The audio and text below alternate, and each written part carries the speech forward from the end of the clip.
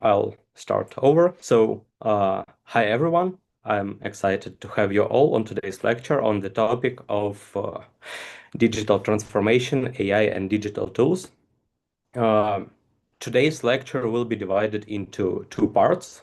One part hosted by me will be about fundamentals of AI and a brief overview of modern digital landscape. And the second part will be about actual tips, tricks, and guidelines how to use modern AI systems. But in my humble opinion, uh, we are in a very exciting age and the landscape changes dramatically fast. Every couple of months we will be having new tools, we will be having new techniques, new breakthroughs, but the fundamentals stay the same. And I believe that to understand how modern tools work, we have to grasp the fundamentals first. And my first part will be addressing this very topic. Uh, Before we start, let me introduce myself. My name is Yuri Mironov. I'm a teacher at University of Ukraine and its College Osvita. And also I have a commercial experience in software engineering for the last 10 years. And during the recent outburst of AI, we have been looking very closely at how those tools developed, how can we use them, how can we build systems that depend on AI. And I hope that today I will bring you some new interesting knowledge and insights about how AI in general and LLMs in particular work. And before we start, let us have a brief show of hands. Can you please send pluses in chat? Everyone who used ChatGPT or Gemini or Claude for the last week.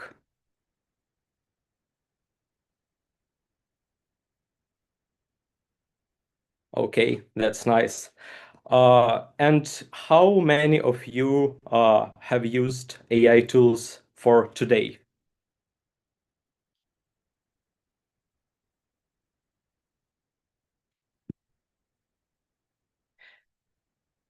Nice. Uh, I myself find myself very reliant on AI tools, on LLMs, on chatbots, but I have also grown wary of how dangerous and impactful can they be uh, if they are used wrong. So today I want to talk about the general topic of AI, about different fields of AI, how do they differ, and what are we using every day, and what is this new exciting thing that drives AI growth today. And let me tell you one thing. I am not here to endorse AI usage and I'm not here to discourage you from using it, but I do have some concerns about it and I will share my mental model of how AI can be used as a academic, as a day-to-day user, and also as a software engineer that actively uses AI in work and also deliver AI products to day-to-day users.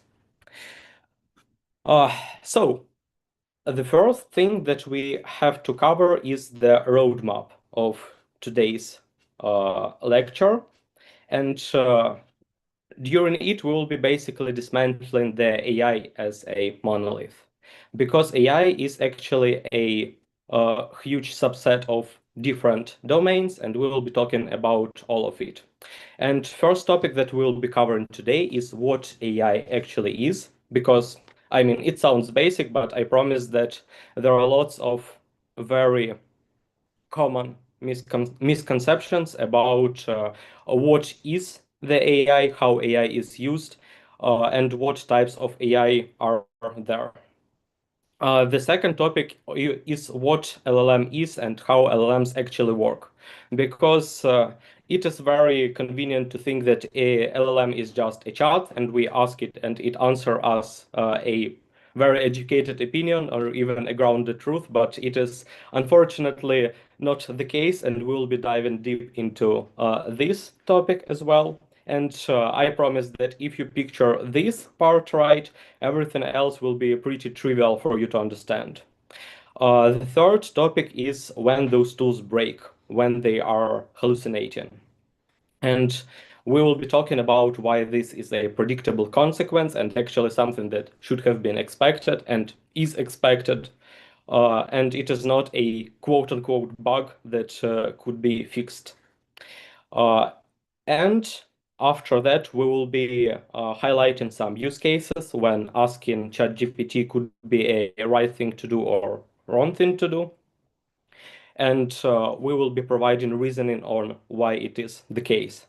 And after that, I will highlight some AI tools that could be used, but I don't endorse them in any way. And I actually encourage you to be very careful and skeptical about AI tools because, like I said, it is a very rapidly developing ground. And one thing that should be known about the software engineering industry in general is whoever delivers first will own the market. So if someone delivers a tool to do the job, even if this tool is horrible and unusable and very bad, and in AI cases imprecise, it will still dominate the market. So we have to be extremely careful on what tools do we use, and what tools should be trusted. And after my part, after the first hour of the lecture, I'll hand it off to my colleague Andriy, who is also a lecturer and also has software engineering background, and he will talk about more practical use cases of LLM usage.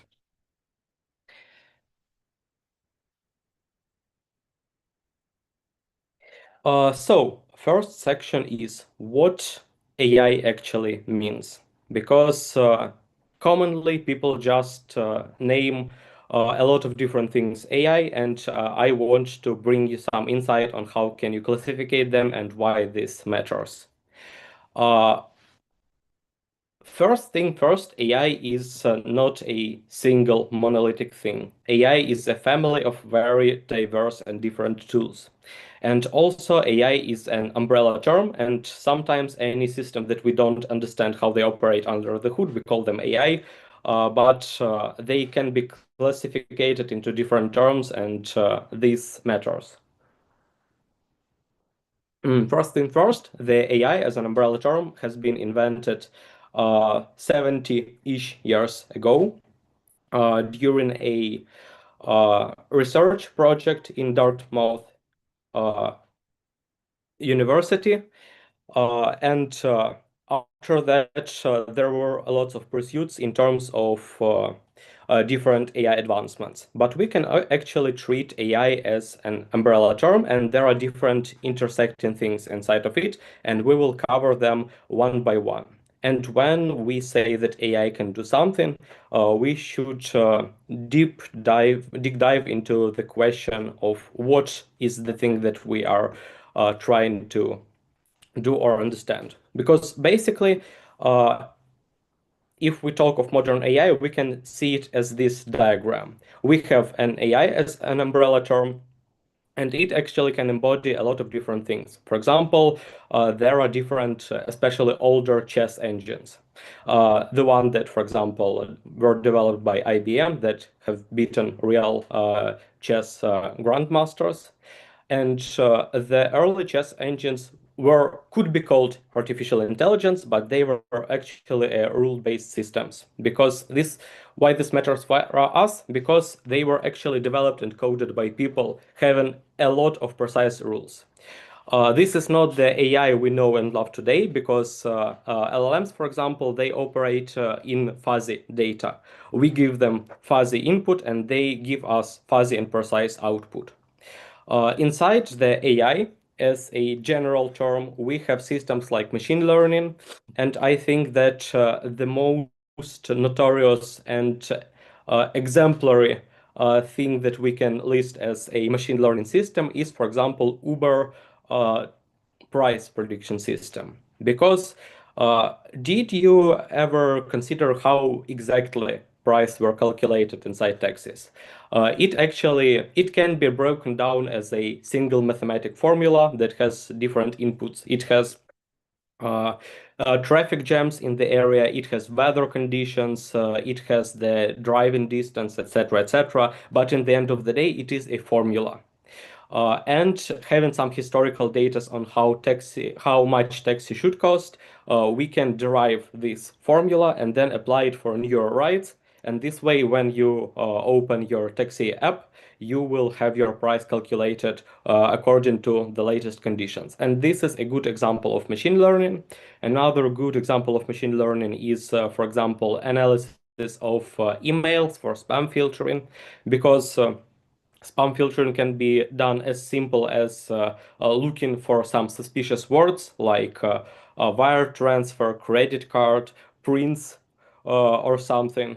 But it also can be described as machine learning task, because we can give our system a bunch of emails classified as spam and non-spam, then their features will be extracted, and this will give us a result. But in the end of the day, both of these taxi fare example and spam filter example, it can be described as a function with an input. We have a function like how much does my taxi ride cost? Or we can have a function like is this email a spam? And the function itself is a machine learning system that we have learned somehow. Then we have a deep learning system, and we won't dwell too much on it because it is just something that is called neural networks, and it is a bit hard to explain in scope of 1 hour.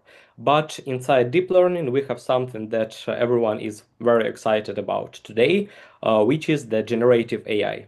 Generative AI is a modern generation of artificial intelligence that specify on generating content. You have seen generative AI that do videos, that do pictures, and also LLMs like ChatGPT, Claude, Gemini, and whatever. Uh, they are all generative AI in a broad sense of word. But when it goes to systems that generate text, they are called large language models. So if you want to be pedantic, if you speak of ChatGPT or Gemini or something else, you can say that this is not the AI, because AI is just too wide of a term. But you can say that this is a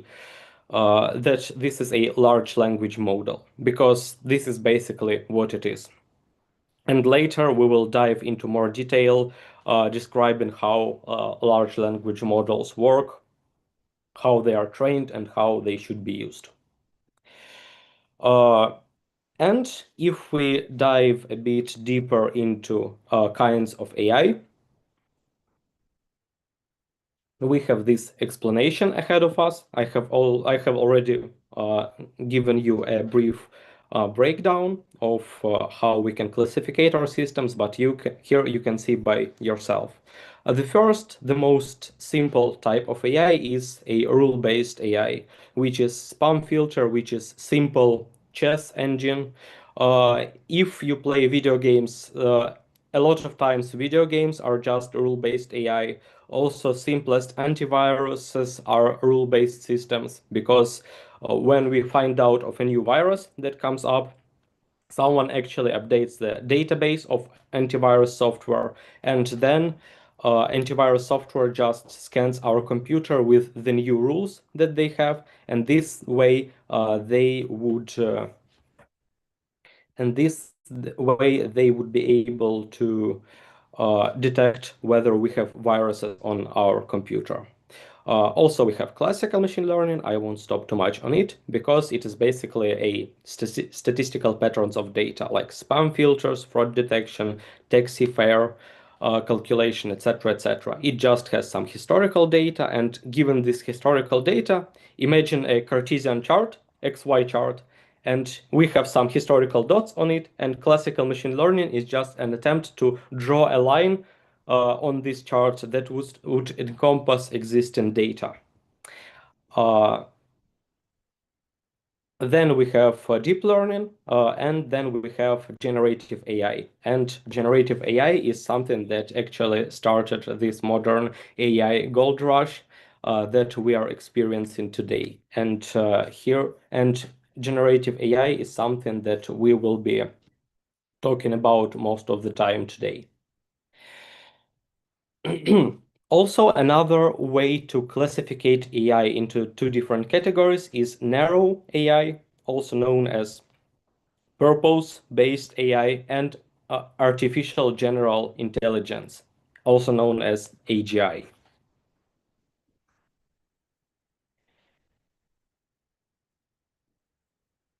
Uh, Sorry, Zoom pop-up distracted me. So, uh, everything that we see today, every system that we see today is a narrow AI. Or we don't have a general purpose artificial intelligence that could do everything for us.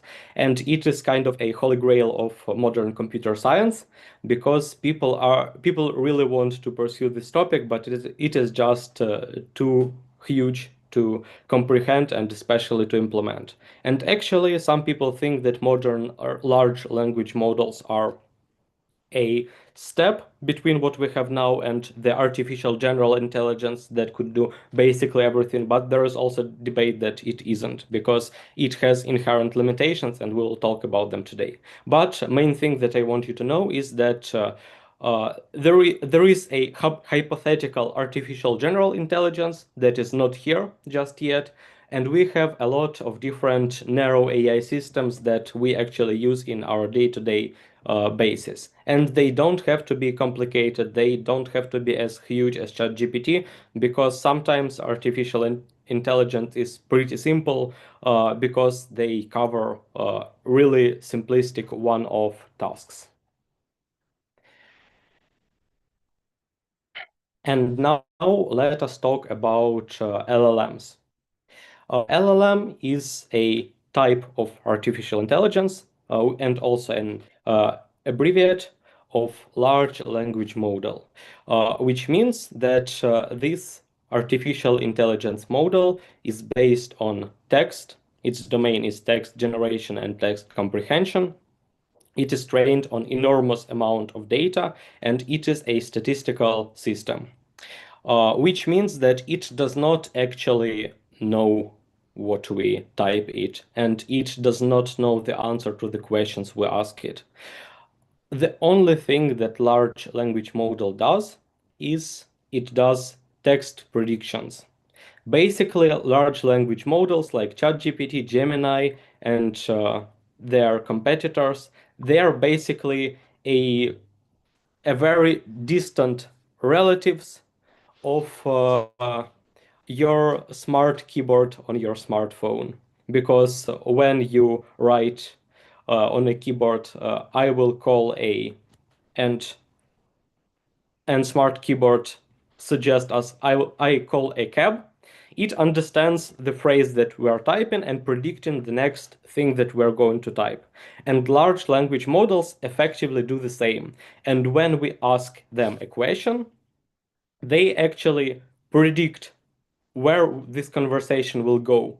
So they won't give us the right answer. They won't give us a clarification, but instead they will give us something that is most statistically probable. And this actually gives us a lot of unexpected side effects that are actually the main problem that I would like to talk about today. Because if we ask a ChatGPT how long should I boil an egg or how do I cook rice, it will most likely answer me because it has been trained on a large amount of data, and it just knows that when someone asks of an egg and cooking, they should pull up a recipe for cooking an egg for me, which makes sense. But for example, if we ask them how should I behave in a situation like this or that, or how do I cook something more complicated than boiling an egg, it can lose its footing really quick. And also it comes to domain specific questions, for example, math, because we can ask it what will result in what the result of 2 plus 2 will be. But if we actually try to give it some advanced mathematical calculus, it might it might hallucinate badly, which means it would give us a wrong result. And the biggest problem is that it would give us a confidently wrong result, because we ask it and it answers, and it does not actually care whether the data is right, correct, or wrong, because its main purpose is to predict things.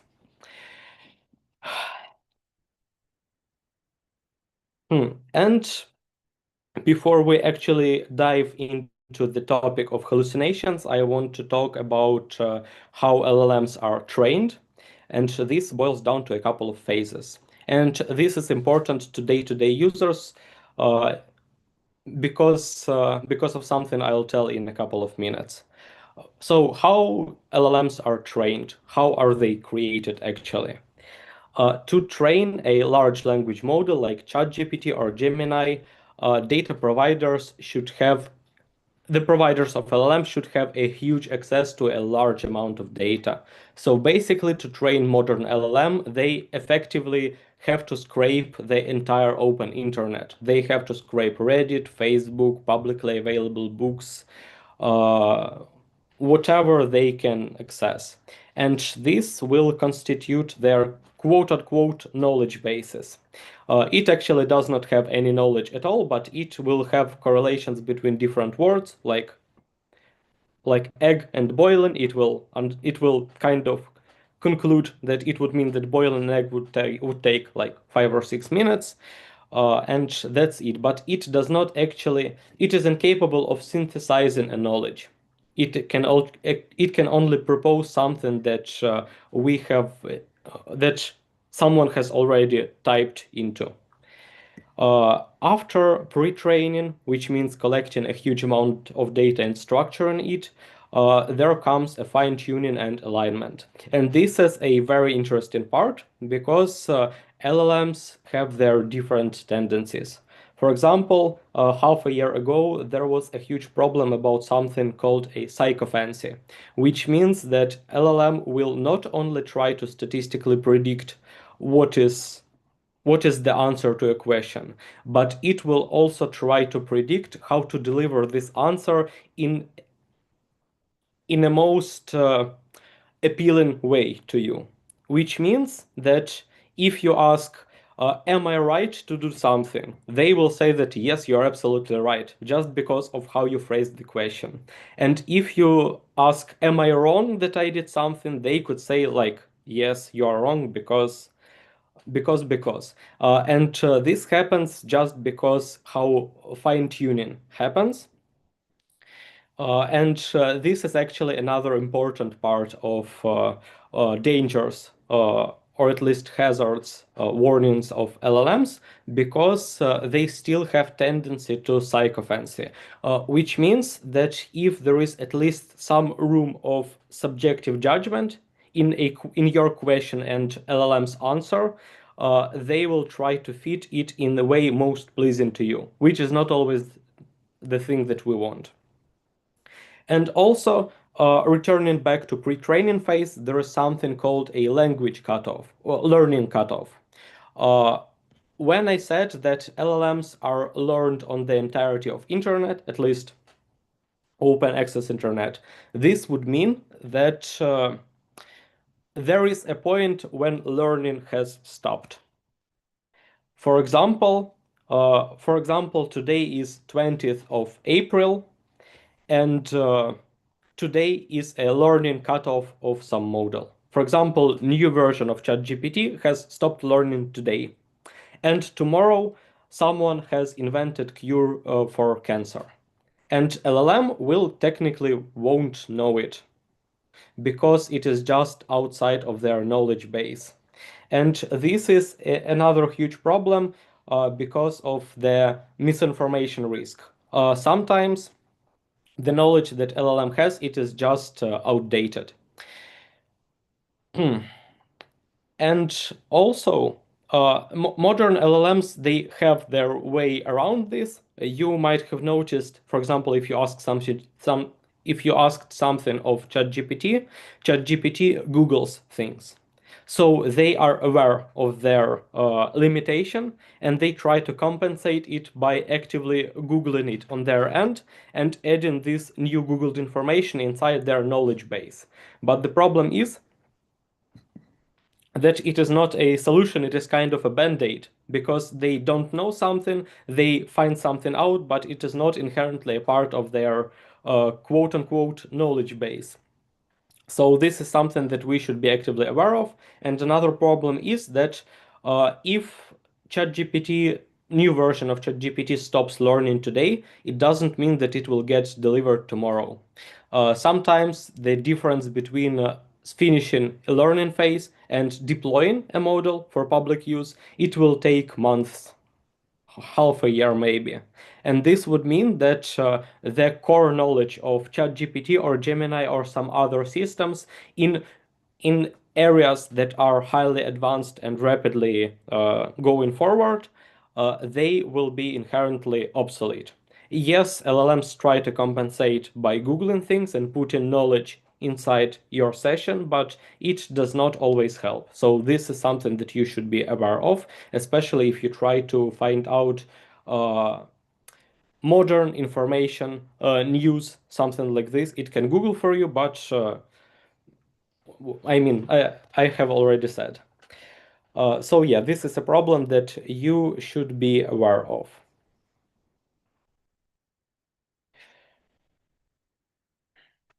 And here is the crucial consequence of it. LLM does not know things.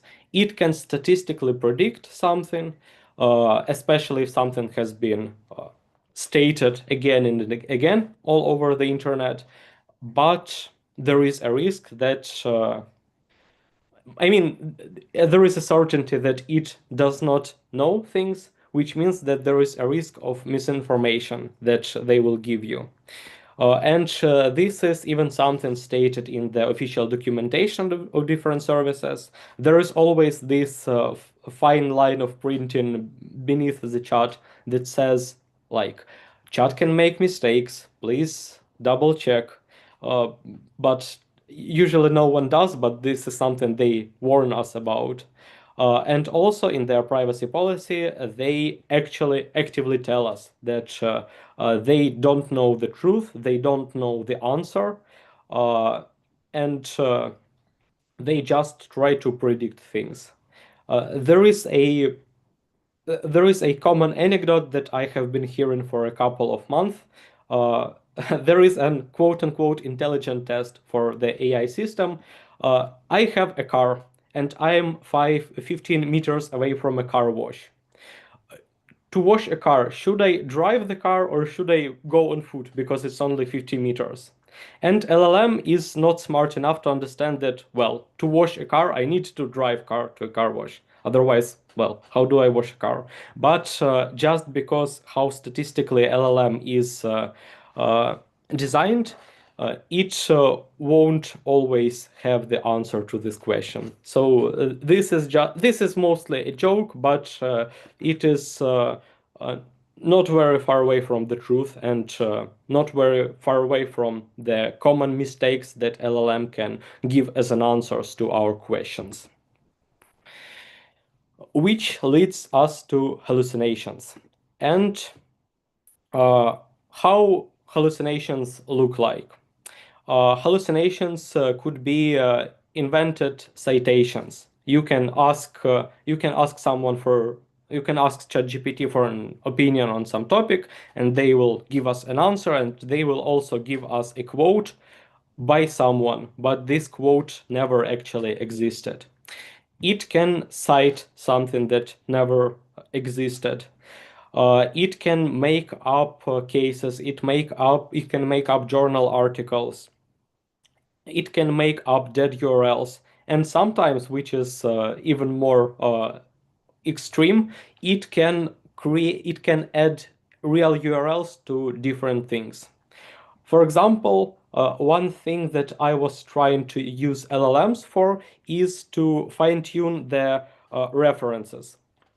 Suppose you have a research paper and you just want to uh, comb your references to comply to some citation style like APA 7 or IEEE, and you can ask ChatGPT to do this, and it can do this pretty well. But sometimes when URLs are included, it can actually give you different URLs. Uh, why this happens? It happens because it does not truth was never required for LLM to be plausible for their creators. It was always a plausible continuation.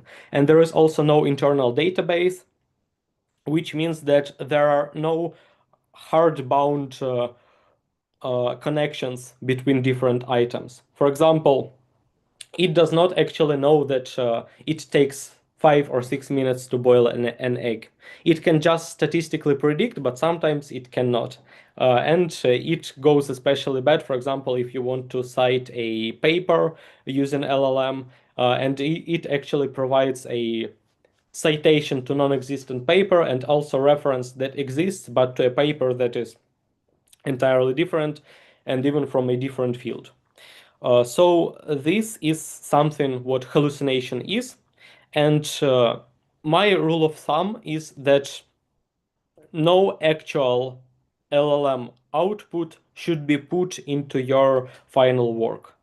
Suppose you are writing a paper, or suppose you are creating a presentation, or you're doing some research or something, you should never put LLM output directly, at least somewhere where mistake is expensive. For example, when I work as my guidance counselor for students who write diplomas, nowadays they really love ChatGPT because it allows them to cut many corners, and I actively tell them that they should never use it in their final work just because basically any piece of text that you pasted from ChatGPT, there is a chance that it is incorrect. So basically, you should always manually verify what you receive from ChatGPT if you want to use it as a final result. Also, there is an ongoing conversation about LLMs in scope of plagiarism, and I know that different countries and different domains have different guidelines on this. Uh, in my opinion, if you have a user-facing work, something that you actually give to students or to colleagues or publish somewhere, it should never be directly AI generated. Even if you are quote unquote confident that it works, it just, in my opinion, it is not worth the risk. But this is my personal opinion, so it is up to you and up to guidelines of your country and your scientific community. Here's also a fun example of hallucination. There was a lawsuit that actually had six made up cases as a part of its documentation because the lawyer that took part in this case they used ChatGPT to build their statement, and it referenced a couple of court decisions that never actually existed, but they were confidently stated just because they were statistically plausible. And it ended up badly for them. There was a fine to be paid, and also it started an entire discussion of usage AI in different domains, in this specific case in the legal system.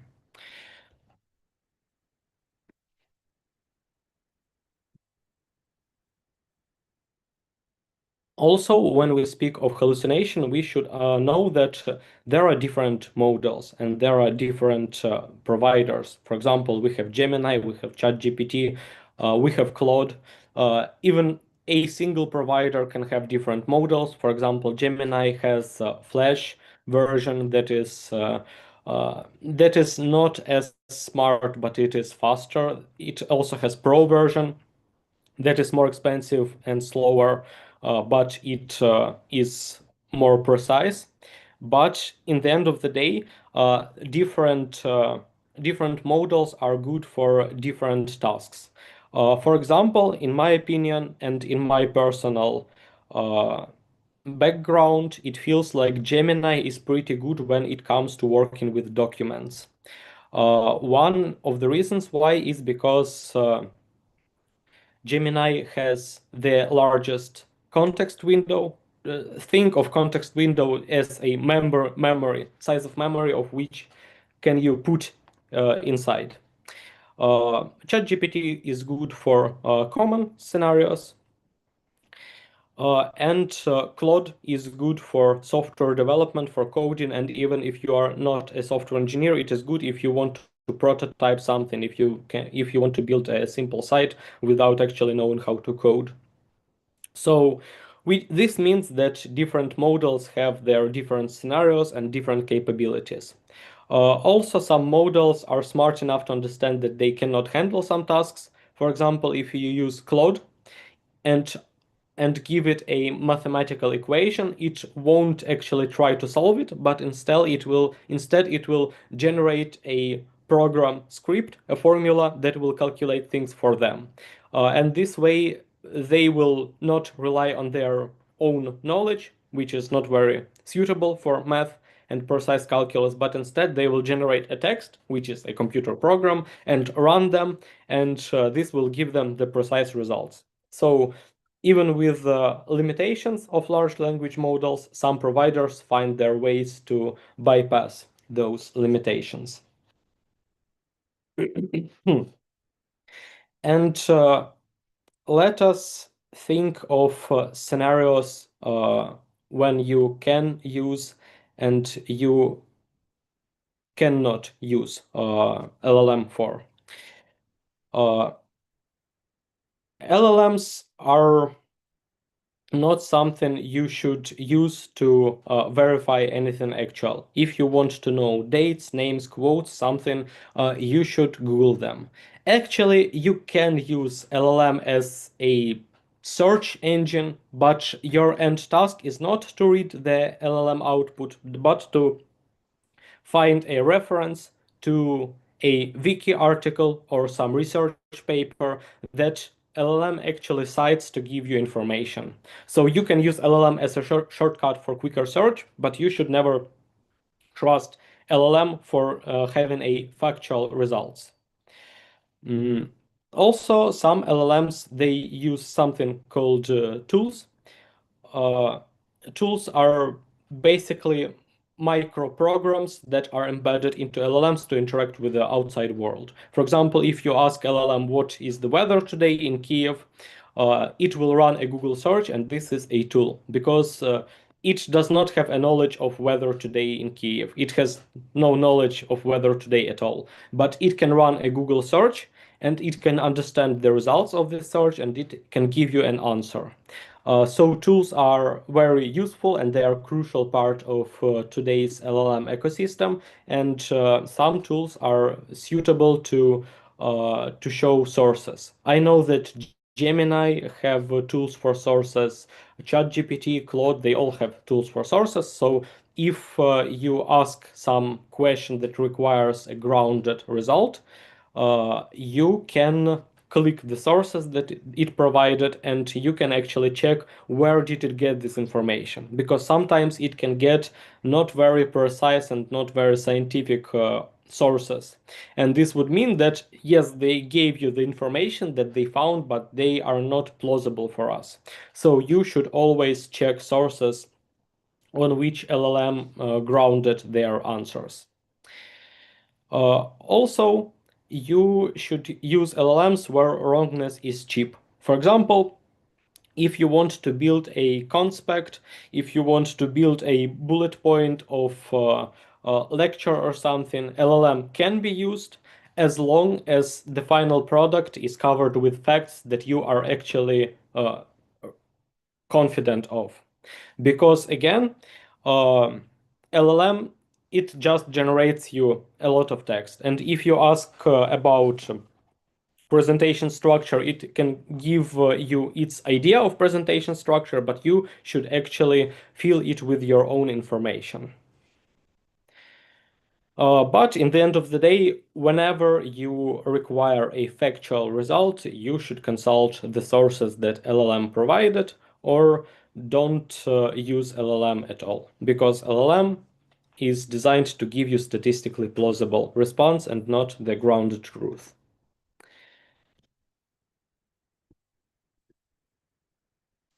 And here are some more traps to keep in mind when it comes to asking ChatGPT thing. First is something that we have already covered. It is a confident liar. It is designed to give you a confident response, even if it is not correct, and it is not designed to double check the information it gives. Also, there is privacy leakage, and this is actually a huge subject because when you chat with your ChatGPT or Gemini, providers actually learn on your chats. Of course, they don't analyze every conversation that you have, but they actually have their own in-house LLM that parses your chat and extracts summaries out of them. And this way they learn about whether LLM was useful, how confident it was, how much did it lie. And this basically means that whatever information you have fed it into ChatGPT, now Google or OpenAI has this information. And in earlier version of ChatGPT, there were even scandals when some hardware engineers, I think from Intel, they have uploaded classified schematics into ChatGPT, and it was actually capable of giving out those schematics to other users. And in the end of the day, this means that whatever is fed into ChatGPT or any other LLM that is hosted on remote servers, they have your data. So please be very careful about what data you actually give to them. Then there is a matter of stale knowledge. This is the training cutoffs that I have described earlier. Essentially, model that you are using right now, it has training cutoff, for example, 3 months ago or half a year ago. It does not have the newest knowledge. It also has its own biases and representation because, for example, if it is actively trained on specific social medias, or some posts of some people appeared in training data more than others, then LLM can have its own biases because it just has read so much about some topic in some certain view, which means it has its own biased representation. And also there is a matter of cognitive offloading because I think one of the rule of thumbs when it comes to LLM is who is responsible. Me and my colleagues were talking about Tesla Autopilot, and he has said a brilliant thing like, who is at the wheel in the end of the day, you or the machine? So I think that LLM is a great tool, but you should still be at the wheel, which means that you are still responsible for all the decision making, and you should be held accountable for whatever result is. So you should be extremely careful of uh, what results of LLM are you using when you work on a specific task. And also, different chatbots have different pitfalls related to them, but they all change very quickly because now a cycle of delivering new models is like 3 months. So basically, at the point when I read this lecture, something might have changed since the time when I was doing my research to do this lecture. And more information about privacy trap. Basically, in In terms of service, the LLM providers themselves, they say that they train on your data, which means that whatever data you feed to them, it should it is not your data anymore. And there are even some regulations related to it. For example, in America, there is a HIPAA regulation regarding medical data, and there are some HIPAA compliant LLMs and some are not, which means that some large language models can be used for analyzing medical data and some absolutely cannot because they use the data for learning.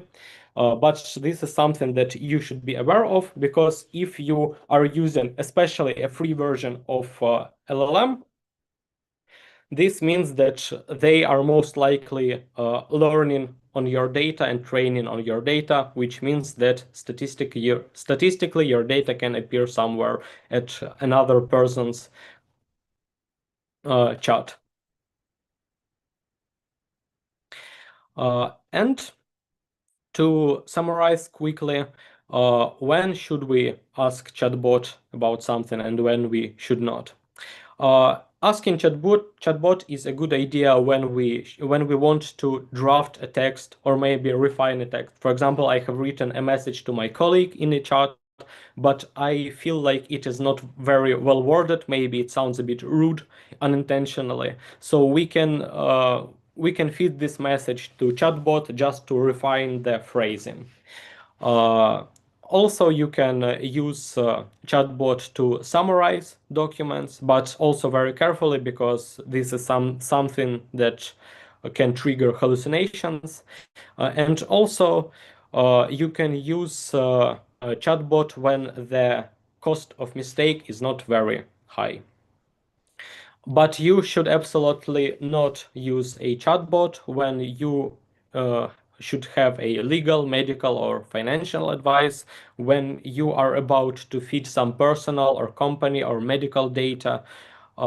And basically, whenever you need a precise, fact-checked, grounded response, you should not use an LLM, or you should at least not use an LLM as a final source of truth. You should use citations that LLMs sometimes provide.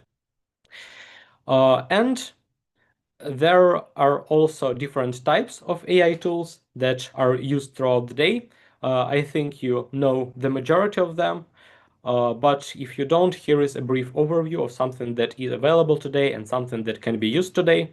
Uh, when it comes to general assistants, I think you all know ChatGPT, Claude, Gemini. Those are some systems that can be used for general purpose advices. And there are also different, more specific systems that use AI under the hood. For example, you also probably know Midjourney and DALL-E for image generation. If someone of you have coding background, you have also used Copilot, Cursor, and Claude Code. Those are amazing tools, but for their own specific purposes.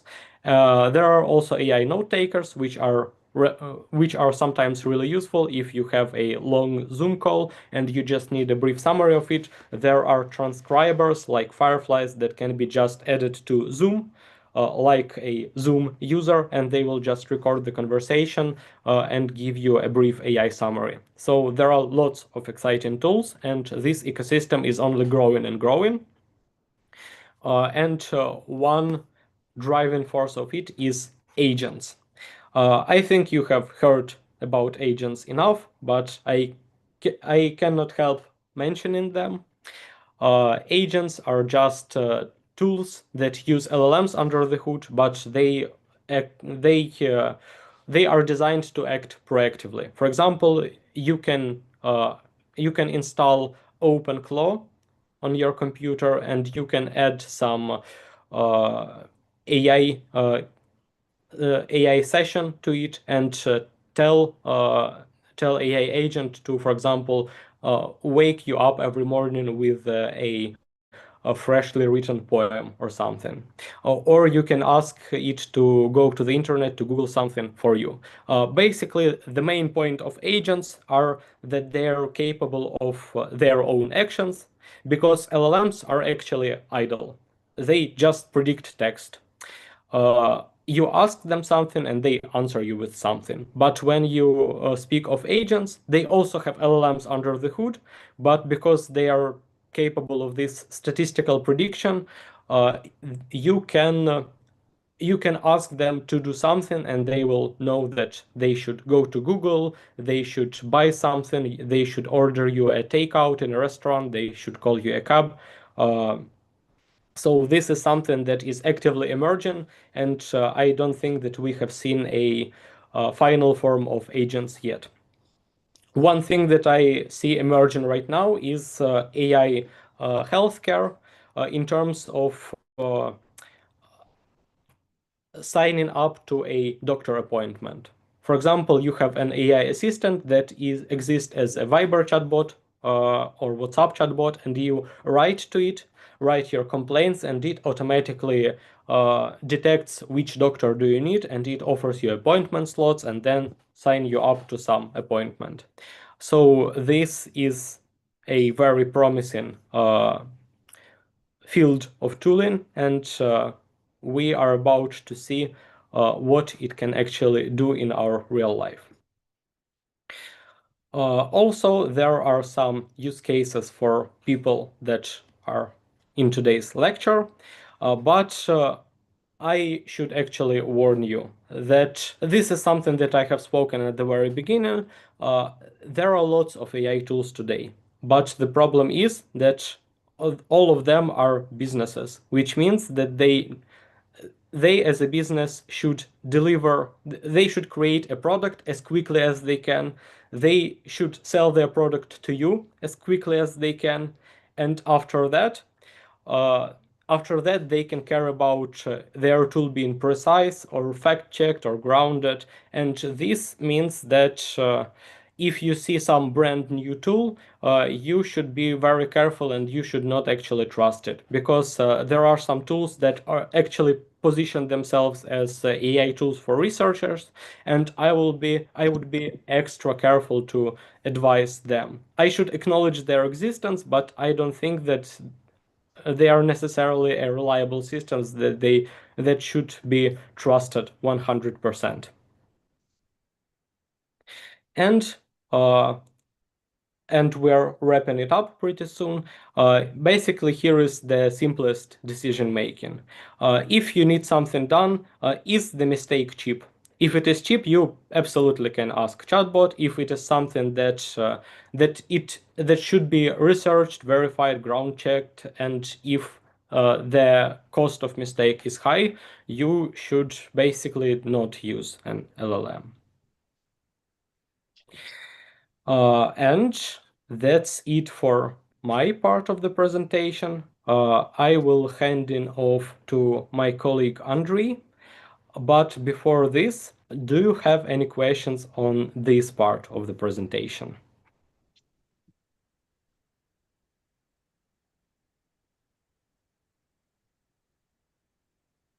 I will have a couple of comments. Oh yeah, you hear me. Hello, my name is Andrew, and at least me, I will be having rather comments, follow-ups, etc., than questions. But let's hear out the possible questions. Please go ahead. There are a lot of you. You can do that. You can ask questions. Don't be shy.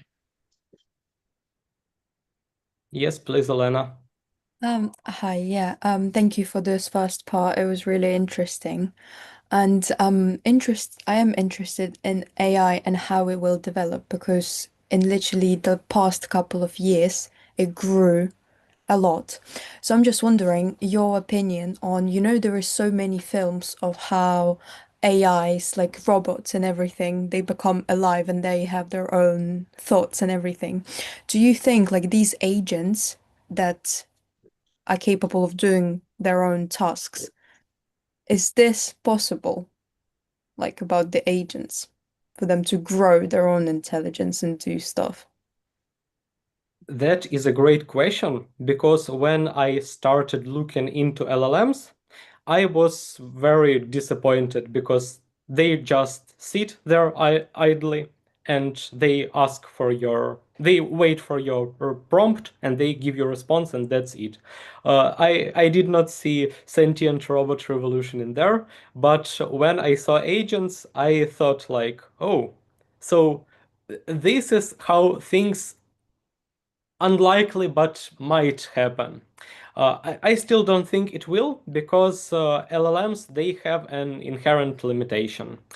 There is something called a context window, which means that at some point of a conversation, LLM will just get overwhelmed by history of this specific chart and it stops making sense and it stops moving with purpose. So unless LLMs do something really tricky, I don't think it will happen. But on the other hand, I think it is pretty irresponsible to give LLMs access to your WhatsApp account, your financial account, access to internet in general. But I don't think there is an active risk of danger. I just like to be as careful as possible. Thank you.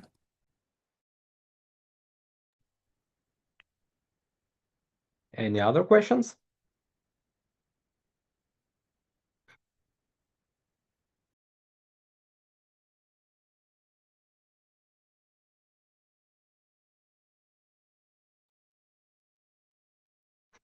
Okay, so in this case, I will be handing off to my colleague Andrei.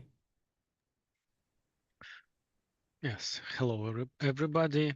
So if it is possible for you, Yuri, to stay here, I would like to follow up or maybe continue with some statements or questions, and maybe you'll be able to not only answer or comment, but you'll be able to, well, for example, to fix my thoughts or add, sum up my thoughts. And let's start from the end. If you ask my opinion about will AI conquer us, well, I won't answer that. This is pretty impossible to predict right now. But AI has already influenced a lot on the whole software engineering, and not only software engineering. Um, like how to say, so field of science and business, because we see in huge companies, not every second meeting we have mentioning of AI topics, but on every single meeting we do have AI. Do you use AI? How it may help you? So it is already here, and we are already not Googling, but rather asking AI agents, well, not maybe agents, but AI services about things. So, and basically that's why we are here, right?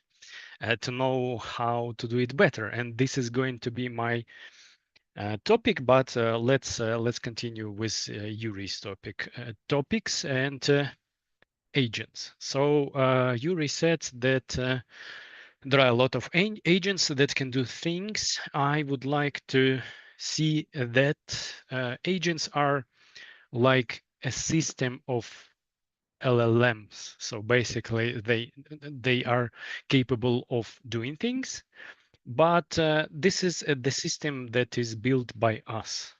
So we build a system where we can tell that please go Google something, then buy something that verify that you bought the correct thing. So this is basically a pipeline of instructions, or maybe the sequence of instructions. So we are not really there where this is the overmind, or basically the supermind, which can control our universe or maybe our world. And we are basically in the narrow field of AI. And agents are just the systems of LLMs.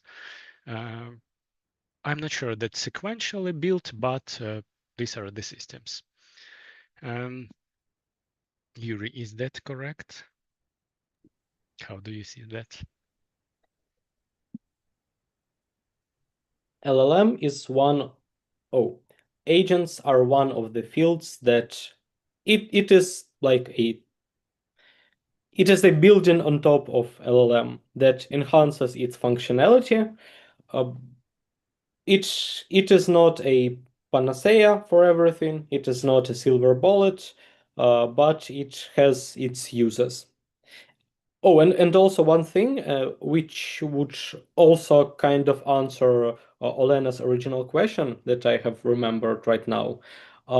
I don't think that currently there is a speculation of LLMs becoming sentient and taking over, but basically current state of the entire LLM market is, well, maintaining LLM is crazy expensive. And currently, it is not profitable for anyone. So all those huge companies like Claude, like Google, like OpenAI, they all bleed money. They don't earn money using AI products. And current state of a market is a bet that eventually LLMs become not even profitable, but at least they they will stop being unprofitable. Uh, and currently we are at this state of the bet. It has not happened yet. And currently everyone kind of hoping it will happen eventually, but it hasn't. And you have also seen the side effects of it, like RAM and SSDs started being crazy expensive, and it is all a part of this movement to making LLMs profitable. But if they don't become profitable, then this AI bubble could just burst and we would roll back to good old times without ChatGPT. Can I oppose to this, please? Yes, sure. Um, I have a psychological background, and I think the companies are doing really like psychologically important thing, giving the AI for free now to kind of make everyone use it because yeah, it's free, so might as well. And then when everyone is gonna be so dependent on AI, not even gonna be able to write an email or anything without the help of AI, they're gonna just make it for money, and people gonna pay because they're just like so codependent with AI. So I don't like, just my opinion, I don't think that this AI companies they can just go bankrupt because of this. I feel like people gonna pay and they can pay a lot of money just to have it again. This is just my opinion. And I don't think that we can go back to the life before AI anymore once we saw the life with AI now. We can begrudgingly go back. And yes, you're totally right. This is why it is a bet, because no one actually knows what will happen later. It is a bet. This market in its current state is a bet, and if it fails, bubble will burst, and if it won't, we will proceed somewhere. And also another thing about making ChatGPT paid, I think they're extremely reluctant to do so because they're considering adding ads inside chat as a model of monetization. So this is something that might happen, and I think this is a sign of them being very reluctant about making everything paid. But it's just my speculation. I may see the profit for these companies. Yes, they're investing, and I agree that they do not really earn much, but they are not only teaching their models on us, they are also learning about us in terms of big data, like big social mind, how some people behave, etc. If I'm not mistaken, somebody wanted to tell something. Yes, no, no.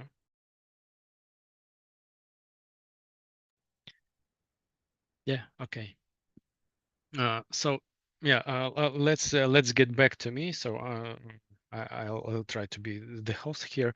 So speaking of how people may earn money, so there is a small field like AI automation, which is starting to build up and to be created. I'm not proficient in that field, but I know it exists, and there are AI tools, well, not AI tools, but maybe there are tools that help in AI automation.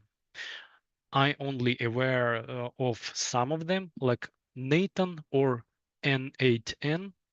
Let me paste it, and I know that there are courses people are learned, but this is only the start and the beginning of what is going on in the way how we may earn money. Well, I mean, not big companies, but rather people who use AI.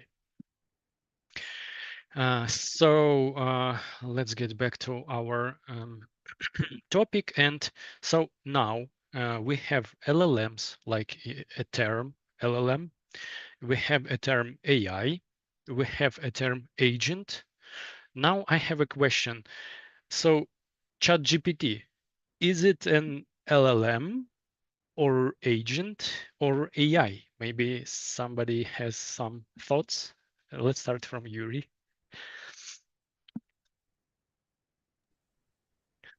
Just for the sake of show of hands, let's hear out from our audience, and if no one replies, I Yes. will. Yeah, I can also answer that. I mean that I have an opinion.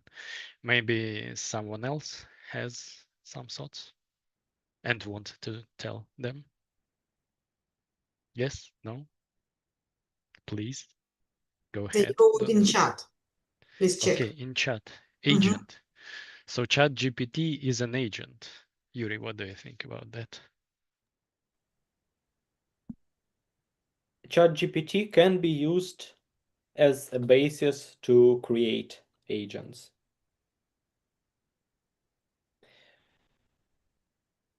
Miss Olha?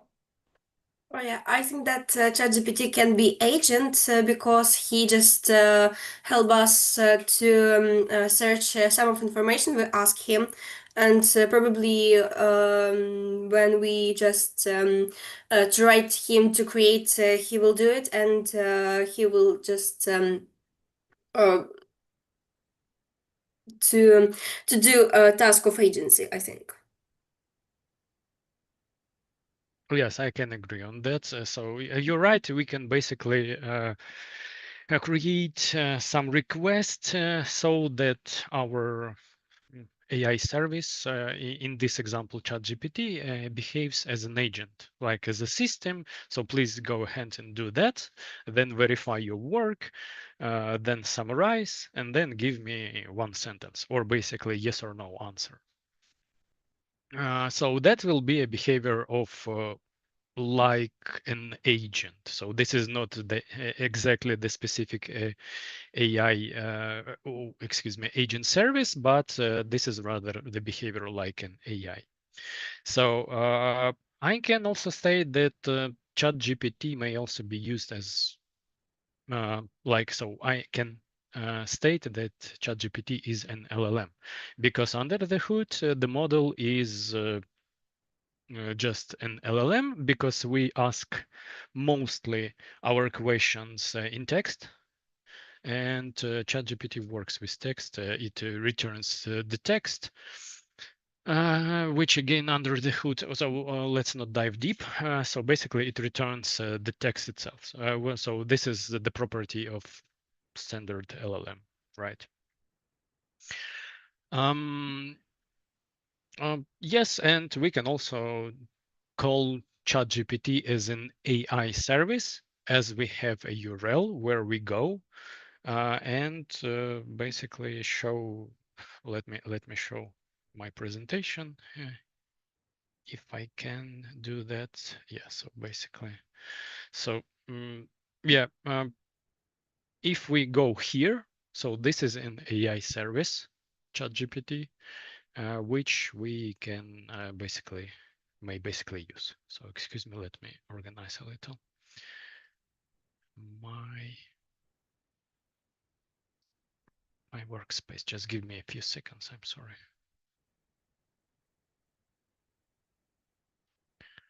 Yeah, so that's that. And I think that the last topic which I wanted to add up to the previous one was the question when AI fails. So I just wanted to add that AI may fail on, of course, it fails on hallucinations, but AI has also limits. So we already spoke about the limits of the context window, which we may talk a little later if we have a sufficient amount of time. But all of AI services like ChatGPT, Gemini, Copilot, Grok, DeepSeek, etc. What else did I forget? They have limitations, and not only limitations for context window, but also limitations for current usage, like 3 to 5 hours of usage. So during that window, you have your limitations. This is just ChatGPT. It is not stating it, but no, they all have this limitation. They have weekly limitations, etc. So yeah, this is the thing. We will speak about it. It is just here. There may be a lot of failures from AI to produce you some kind of result. So you need to be aware of that. Yeah, Yuri, thank you. I think I won't be bothering you anymore. So you're free to listen in like a calm mode, and let's get to our next topic. So maybe you have questions to Yuri, but if no, let's switch to me and my presentation. And the topic of my presentation will be how to improve our AI results. I'll give a few moments to everyone to be able to ask questions.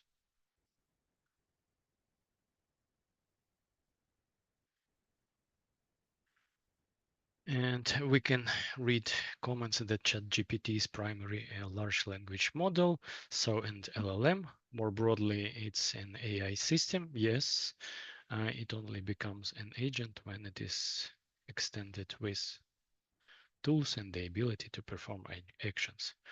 Almost the same as we said. Yes, thank you. This is everything. It is correct. Thank you, Dmitro.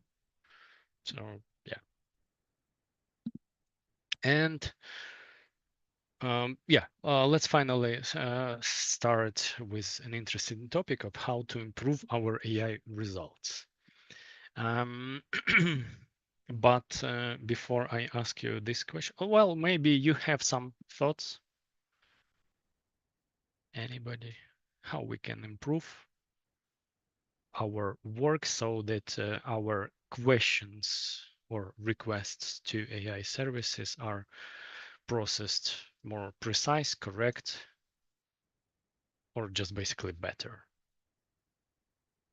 I'm pretty sure that you all know how to improve, but we will try in this presentation to summarize or maybe like structureize the information. And basically, there are for today, as of right now, I would like to divide the way we can improve in 4 sections, or let's call them blocks or whatever. So the first one is the service itself.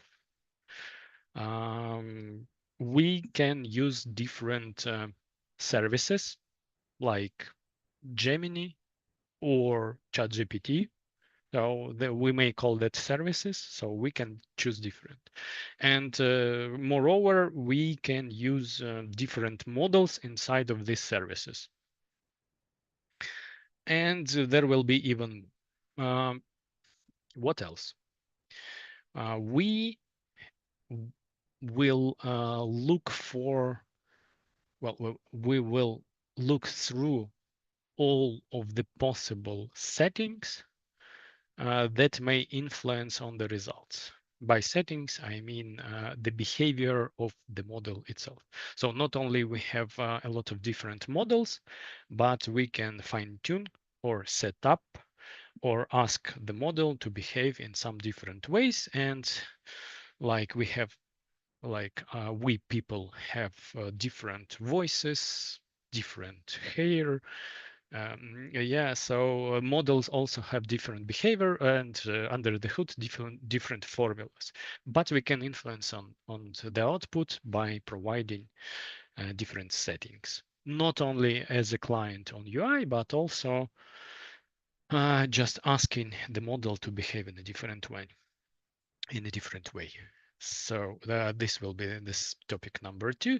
Topic number 3 will be related to prompting. I hope uh, the majority of you knows what prompting is, but who do not know, this is the way how we build our text request. Well, it may not be the text only request, but in most cases, this is just how we ask, the way we ask our question to the, or give the task or build the request to the AI so that we receive better output. And so in prompting session, we will look through some ideas from Google. So yeah, and on the last section, we will try to think about topics which Yuri already mentioned, and this is going to be about how we think, but basically one of the major points there will be responsibility. So basically, we can influence on the results not only by prompting, but by building our mindset and understanding AI better, so that we. So okay, let's not jump ahead, and let's begin from something. I think that we will start from the easiest way of how we can improve.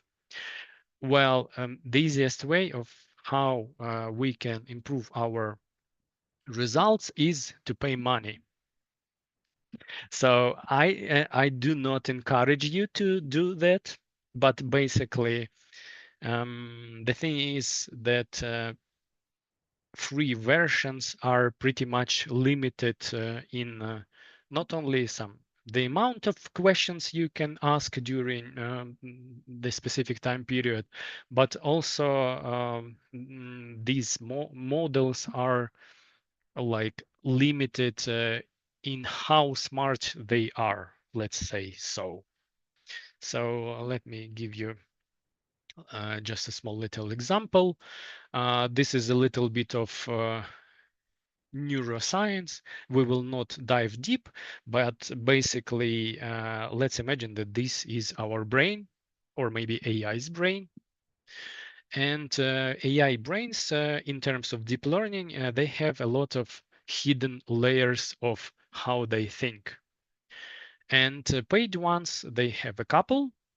Well, not a couple. I'm not stating some exact numbers, but the more you pay, the more you can have, the more numbers of neurons you can have, and the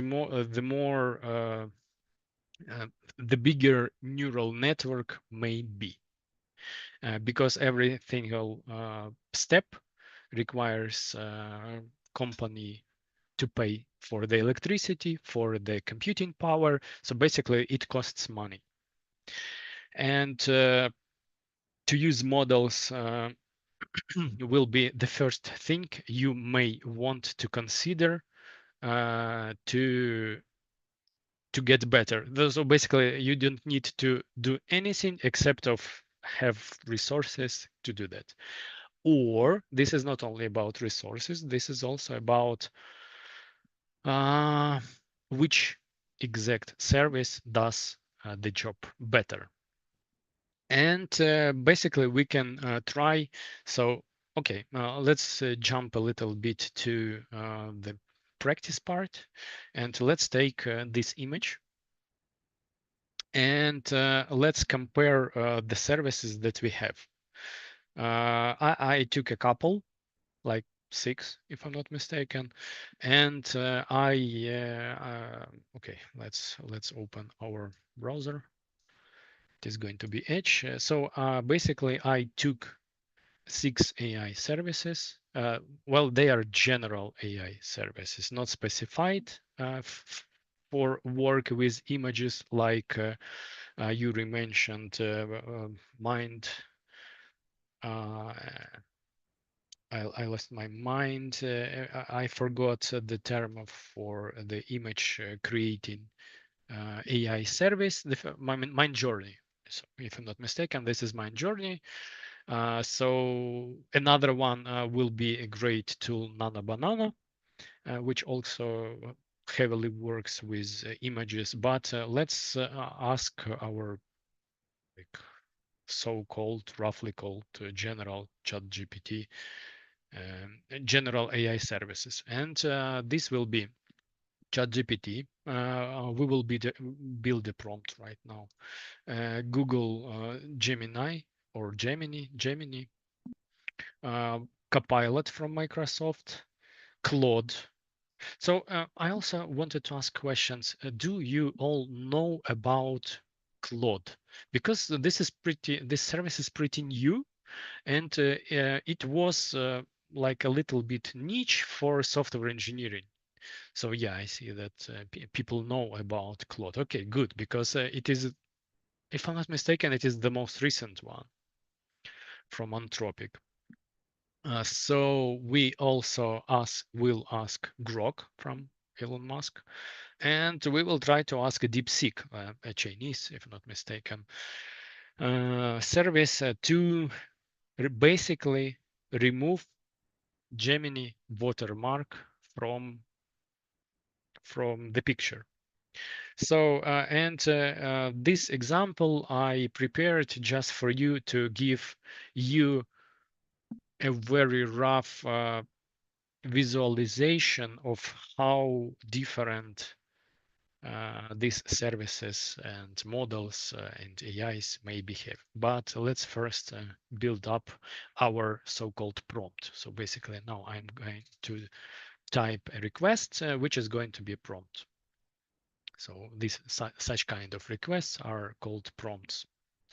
So please,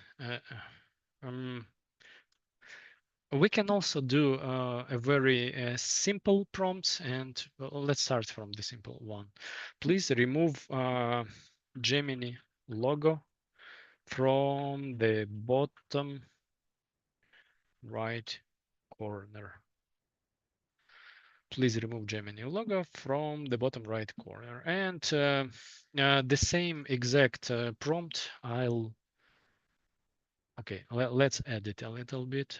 So I provide you with the picture. So this may be not literally correct. Excuse me for that, but our service should understand it.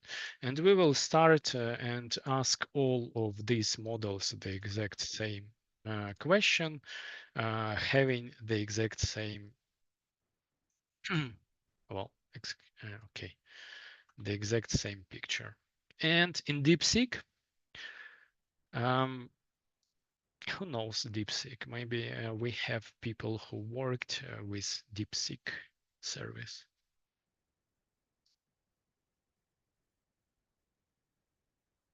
No. So this is basically, so okay, all knows that is great. This is a very, so in terms of the world, it is quite heavily used, but it is an Asian market. So we in Europe, well, maybe not everyone here from Europe, but in Asia, I'm pretty sure that it is vividly extensively used. So DeepSeek really do not is not capable of getting the images because this is an LLM. It is not multimodal.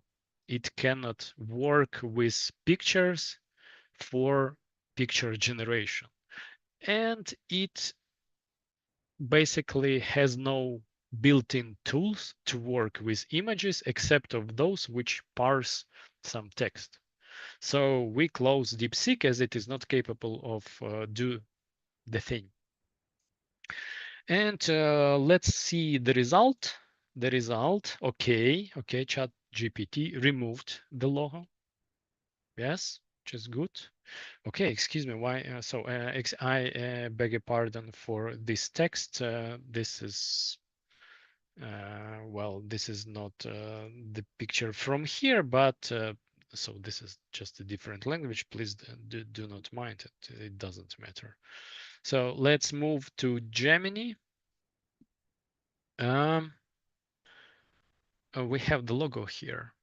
So Gemini uh, didn't actually remove its logo. And okay, let's speak about it a little bit later. Copilot. Copilot, let's download. I hope this is nothing bad here. Okay, basically Copilot also removed the logo. And okay, Claude does not see the the logo. Okay.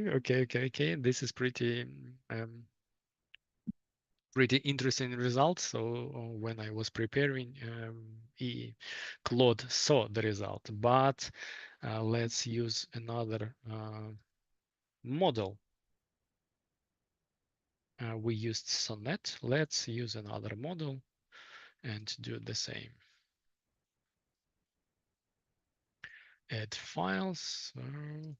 And let's try to ask with the different model.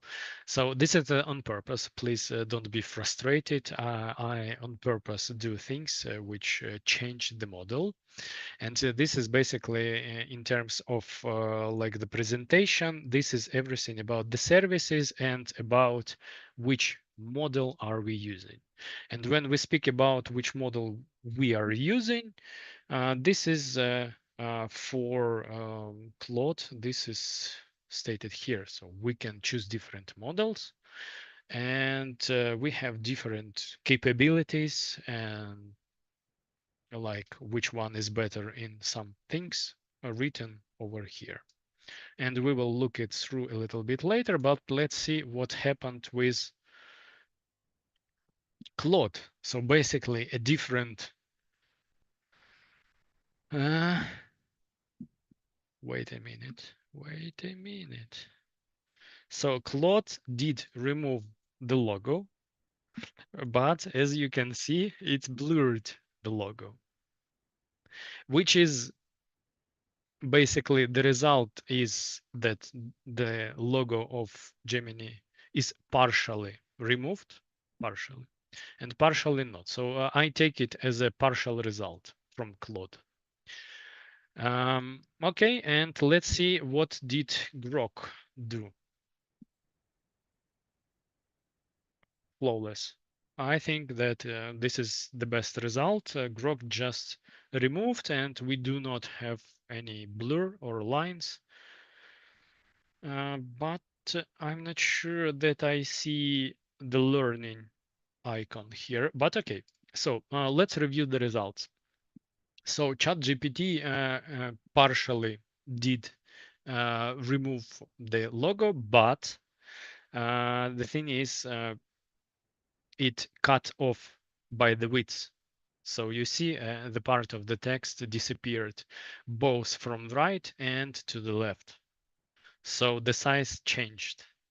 So basically, this is the tool where so the way how I use Paint, just you can a little bit crop from the bottom or from the width.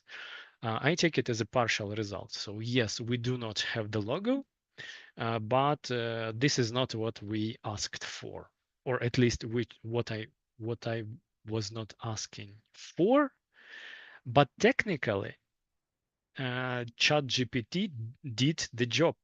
So it was me who was unintentionally providing the not specific question. So I asked to remove, but I forgot to ask the question that the size of the image should not change. So Gemini, as you see, we do have the logo of Gemini, and what I figured out, what is really happening in Gemini. So I spend a lot of time to understand why the logo persists. So it persists because Gemini, first of all, Gemini tries to defend its own logo and does not want to remove it. And also, after everything is done, Gemini always puts its logo anyways. So I was not able to produce any result without Gemini logo inside Gemini. So for me, it was not possible. Maybe you have some thoughts and you can ask. And I agree with Alina. So we have comments in the chat that it is not right to ask Gemini to remove its own logo. I agree on that. I did it on purpose. I'm sorry. We will, you can try and like experiment on how Gemini removes others logo, but I'm pretty sure that you will see this logo here anyways, even if Gemini removes other logos. So for Copilot, let's see, it also removed from the sites, cropped image from the sites, which is partial result as I see.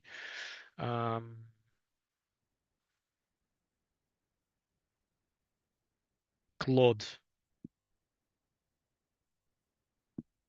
removed with a partial blur. I count it as also a partial result. And I was really surprised when I did it first that Grok managed to do everything perfect. So this is exactly what I asked for, although I didn't provide the correct request. So, and here we are coming to the point that we have different models and we have different services. I tried to summarize to get the summary of which model does best exactly which tasks, but it is impossible. So this is your experience, which may do the work, and basically which service to use and what free or not free, which model to use. This is up to you to decide, to experiment, because it is ever changing. All of the models are updated constantly. And it is very hard to get the real summary from what everything does. But so even when we speak about Claude and the statement that Claude does the code and application creation better as a software engineering part, I also heard that ChatGPT is not really much worse, which means that it is debatable as usual. So yes, and finally to summarize, so I have a lot of um, presentation slides, but let's sum up the models. So this first part. So there are a lot of AI services. Please go ahead and experiment. And if you want to get better, you need to know your service good. For example, in my case, image creation was the best for Gemini, although it provides the watermark, which is I'm okay with. But for you, the situation might be different.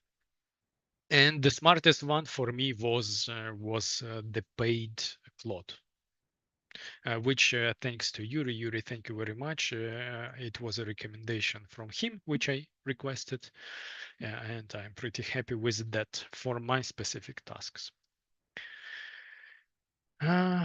So services, we spoke about that. To summarize, so the paid plans provide you with more in-depth analysis and learning and thinking and compute power, because at least you pay for the computing power, which is the easiest and most straightforward improvement. The second one is settings. So settings.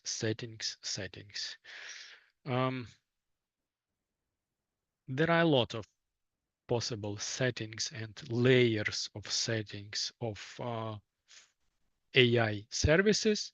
And so this is a great and extensive topic, which I am not able to cover, like instructions, internal instructions, meta prompts, which like AIs have. But we can speak about some that influence on our results, like for generation controls, output controls, context sources. So this is not really much of a discussion. Let's see a list of universal AI settings. So this is not the official list of all possible settings. This is just a list of some settings that were gathered together, summarized.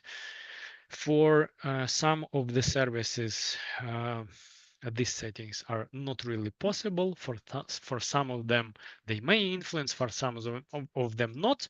But we speak of these AI settings, and I encourage you to look on these settings as a way of how you can fine tune, at least with prompts, your model, so that this model does what exactly you want from it. And there are like five parts of these settings, and let's talk through all of them. So the first one is the temperature. So basically the most well-known setting for AIs, debatably, is and was temperature. So it was the first setting in AIs long ago. In most cases, it was removed because so there are a lot of reasons for that. But the temperature, we will speak about it in detail for all of them. So, but basically, the temperature is a level of randomness when working with your text and working with text generation. So in randomness, we have basically randomness part, how creative your model is going to be. So this is that. So the second one is a style and delivery. So basically creativity is also here. Let's speak of temperature as temperature, and style and delivery as creativity, verbosity, formality. For a lot of us who does the scientific work, we may want to use academic style. Just a little hint for students. Yeah, because in most cases this is straightforward, this is official, etc. And yeah, so all of them, we will look them in detail just in a few slides below. So accuracy, groundness. So basically, this is the setting for the exact correct knowledge. So the more the accuracy, the more exact knowledge will be taken into account. but anyways, we may have and will have hallucinations. So controllability, the next one, this is more of an obedience, and context and system. This is basically the context window, which we already spoke a lot. And well, the context window itself is not really a setting.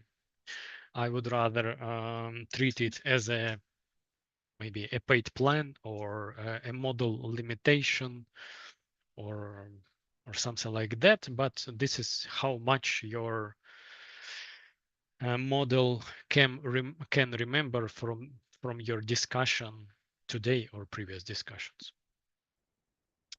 So yes, and let's dive a little bit deep and fast in the details of all of them.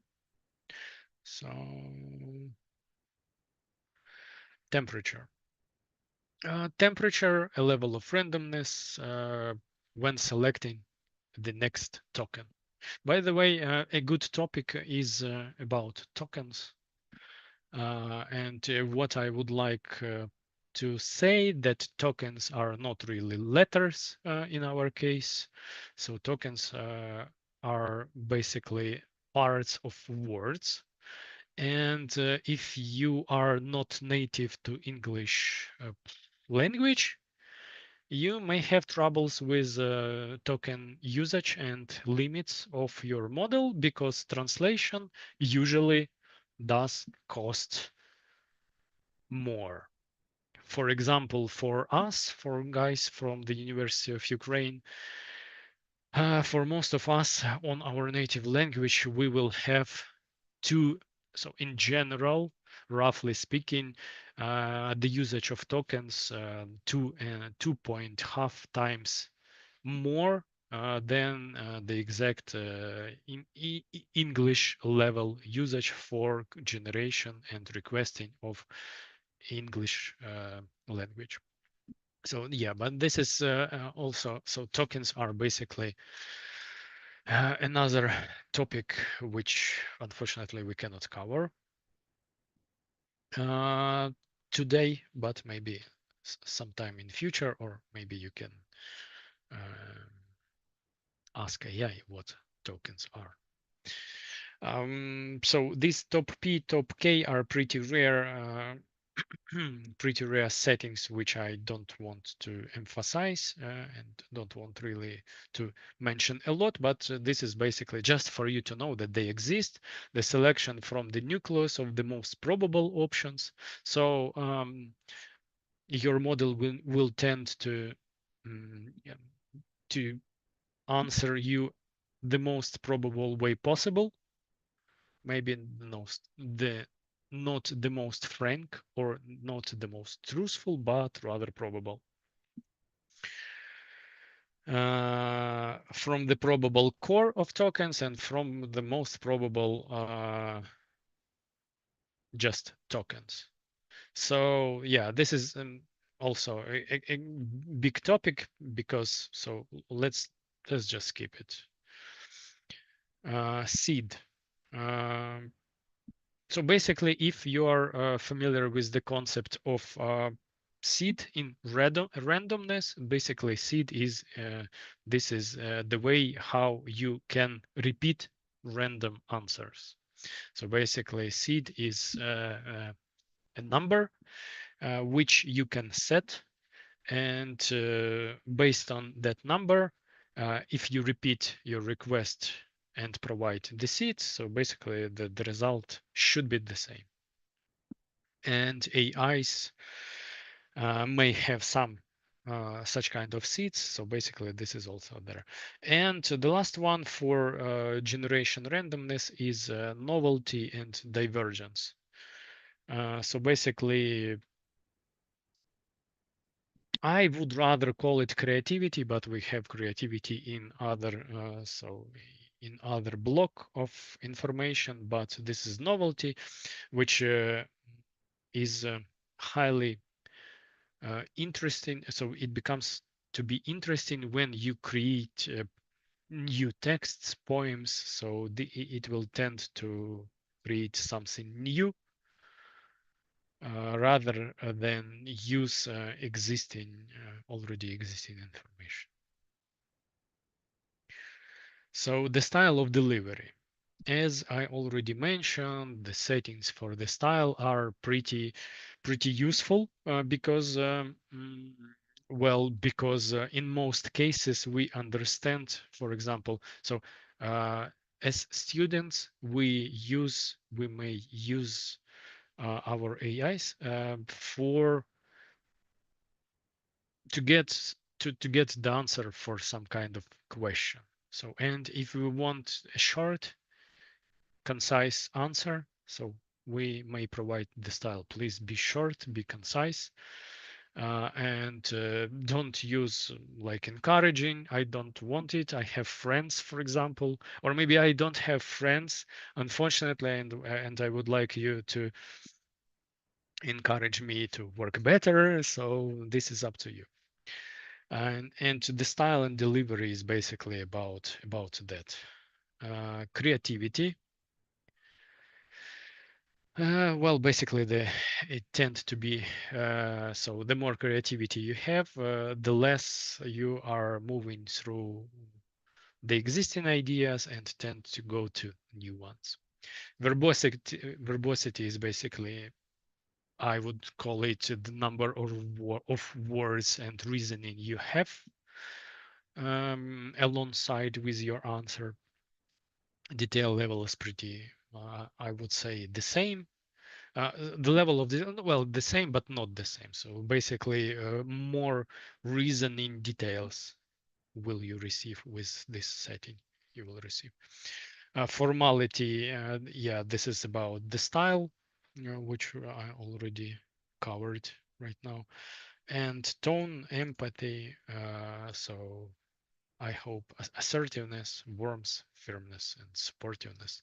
So these are basically for, well, for us to be more satisfied, to have the better mood, if you need that. Let's move on. Accuracy, caution, and reliability. So these are, so you need to understand and you need to remember what Yuri said. So although we have settings, and even if we set the maximum accuracy, caution, and reliability, although we need to understand that hallucinations will be present in the answers. So basically, this is just about a little bit fine tuning of your possibility to make mistakes. So factually bias. So this is our like present biases, so stereotypes, which we have, and we can factuality bias. So yeah, and we can tend to operate more of effects and less of random creativity. Groundness, groundedness, or groundness. I think this will be the same. So reliance on sources, which so this is a good one for like Grok, well maybe not Grok, but rather Gemini. Uh, I know for sure from the courses that Gemini does the fact checking part. Google says that Gemini does the fact checking part always. I wouldn't be so sure about that. So groundedness. So this is about the fact checking and reliance on sources, documents, and knowledge bases.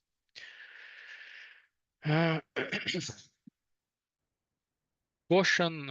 So we make our instructions so that yeah, excuse me, we have a rate alert. So I would like to tell that if you are safe, so that is fine. If you want or need, please be safe, safety first. So yeah. Okay, let's move on. So caution and hedging. So we ask our LLM to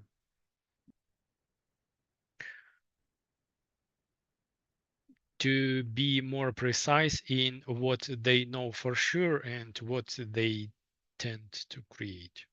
So pretty much, so they are really hard to explain. So all of this accuracy, so this everything is basically accuracy, and you may not find every single like setting for every single model, but this is basically maybe the one that you may need. Skepticism, critical checking of claims, and repetition control, reducing repetition. I would not touch that. I don't. I disencourage you to do this changing. I encourage you to iterate over your results and do the job yourself, because repetition control. So basically, well, maybe so we have repetition control in some agents, and Claude likes to do, then redo, and then again redo the work, which is great. It produces great results, but sometimes we may not need that, which we may provide just as a prompt.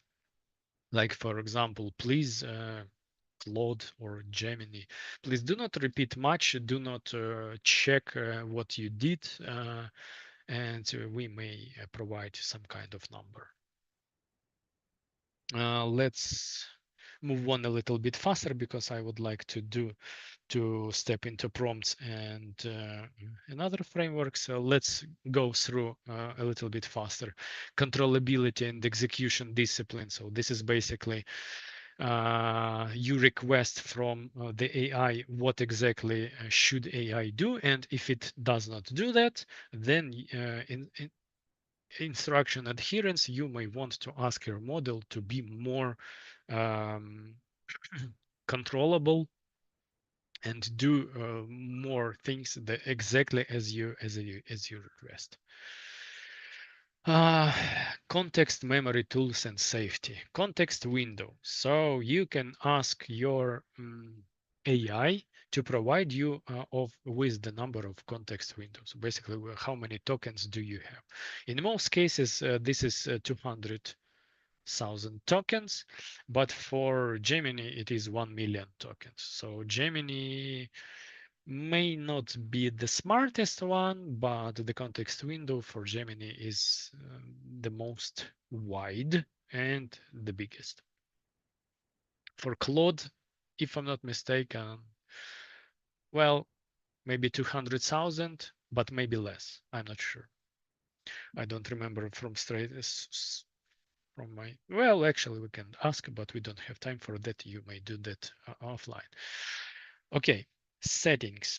Let's talk very fast and prompt about these AI services which we already looked through. So we have UI settings. So all of these settings may be provided to model in the text format as a prompt, but there are some in the UI itself for every single AI service. I mean the general one. So basically, ChatGPT has a base style and tone. So you can choose from this one: cynical, quirky, candid, professional, whatever you like, whatever you prefer. And also characteristics, excuse me, for worms. So for all of these characteristics, you may have more warm answers, less warm answers, and less warm, enthusiastic emoji usage experience with your AI. Gemini has these kind of settings, like do you want Gemini to remember your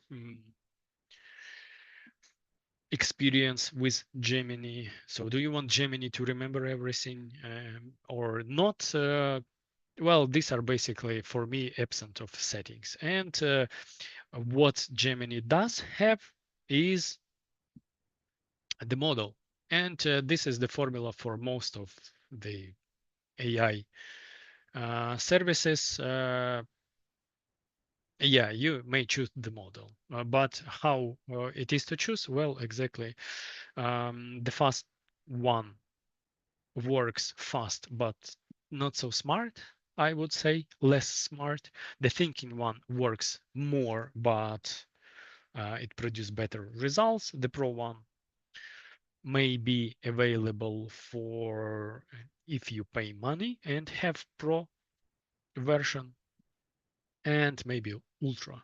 So will they think better? Yes. Will they return, will they answer what you exactly need? I'm not sure, because so this is basically, to do that you need to master prompting at least. So, and yeah, basically we won't. So I have a question to our host, University of Ukraine. I suppose this is Olha. Do we have 10 more minutes to speak about? You can just do this or that. I see you. Yes, we have. Okay, good, great. So More 10 minutes. more than 10 minutes. Okay, let's move on. I will not stress much, and let's 10 minutes. 10 minutes we will do fast. So for Grok, we also have a little, not big list of settings, but we have a list of models. Please know that in the tool, in the service that you use, you have models, and I encourage you to at least know the difference. But the most hard part to master, to understand, and to do is to provide the good question so that we receive great results. And I have a short overview of techniques of how we can get better. So the most well-known one technique for prompting. So we are uh, moving on, and our topic is prompting, which is the technique where you master your yeah, okay, we will also have the time to ask questions. Okay, so if it is needed, we can ask questions now, and then everybody else who wants to stay can stay or may stay. So if you have questions, you can interrupt me and ask questions straight away. If you want to listen a little bit about different approaches to prompts, so we cannot cover prompting as the whole course, but I can show you the techniques which you can learn in the future. So yeah, please go ahead and interrupt me. So the technique, so basically prompting is all about, so software engineers know that for sure and good, that the way you ask the question, this is a good way to ask direct, exact questions for software engineers to build like the application. If you request AI to do the general job, like we did, for example, for the picture, we will receive such different results. So basically, we asked to remove the logo. We asked ChatGPT to remove the Gemini logo. It did remove the logo, but it changed the picture, which is not what I really needed. So, and for me to get what I need, well, basically just, for example, to blur the logo, I should have asked the question in the different way. And the approach to ask questions may be simplified and encapsulated into some techniques. And these techniques state, so the first technique is race. It is called race. So you need to provide the role for model to act. So act is a designer with so or painter or designer with a lot of experience, for example. Then you need so you provide the role, then you provide the action, what exactly should it do, then you provide the context. So this is very important. It influences heavily and a lot on the result. And then you provide expectation in a different way. So the better way, according to Ray's technique, for me to ask ChatGPT or other service a question to remove the watermark would be, please act as a designer. I want you to remove the logo from the bottom right corner. I need this slide without the change for the context. I need this slide for the presentation. I want all of the text on the slide to be persistent and present after you do the work. So this is we providing the context.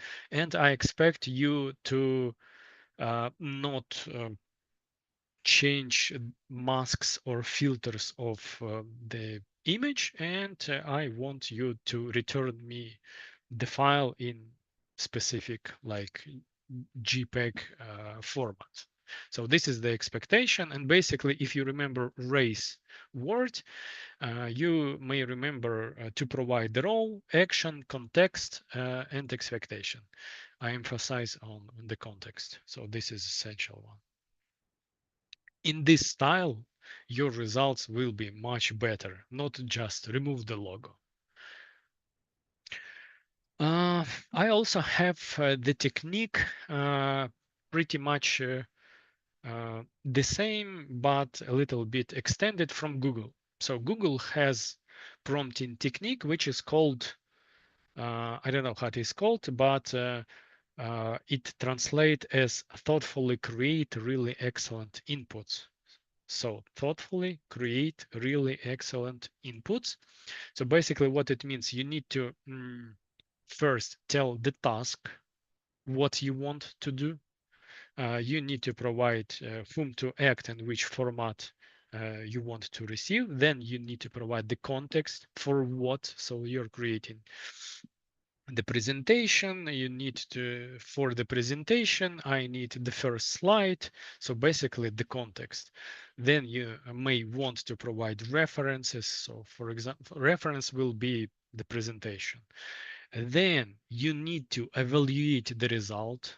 This is also very important. So the results must, so I use the word must be evaluated and if needed, iterated, which means that if you do not receive the exact result, this is okay. This is expected for us to evaluate the result and iterate, go to our AI service and then repeat well, maybe not the same prompt, of course, not the same prompt, but rather improve our request, specify, dive into more details, and basically provide better prompt. Yeah, and you can remember that this as a thoughtfully create really excellent inputs, which translates into task. So you should provide task context. You may provide references, evaluate, and then iterate. Yes, but